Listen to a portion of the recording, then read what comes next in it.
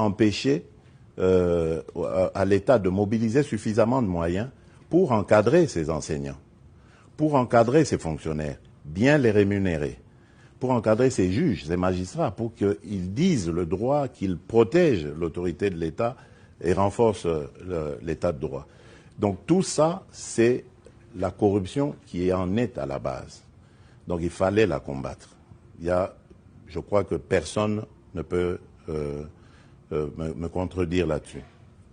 En revanche, la manière dont ce combat s'est fait, c'est ça qui pose problème.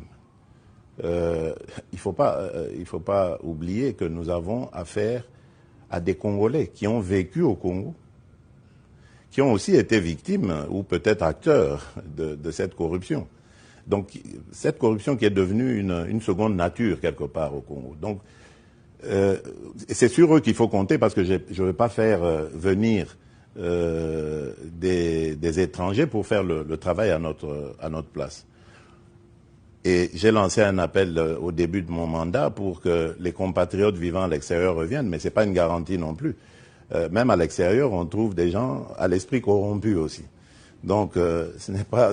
Et surtout, le contexte, quand ils vont arriver, est-ce qu'ils auront suffisamment de recul pour ne pas se lancer aussi là-dedans? Donc ça, c'est une question. Donc il faut... Et c'est ça la difficulté que j'ai, c'est de travailler, de trouver les gens qui vont vraiment mettre le cœur à l'ouvrage pour nous aider à éradiquer ça. C'est pour ça que je peux dire, malheureusement, nous n'avons pas encore récupéré le produit de cette corruption, mais le côté positif quand même, c'est qu'il y a maintenant de la dissuasion. Aujourd'hui, avant d'user de corruption ou de mégestion, de détournement, on y réfléchit à plusieurs reprises. Et on le voit, les recettes de l'État augmentent. Et donc, nous allons pouvoir ainsi créer de la richesse, des emplois et booster notre pays. Mais c'est quelque chose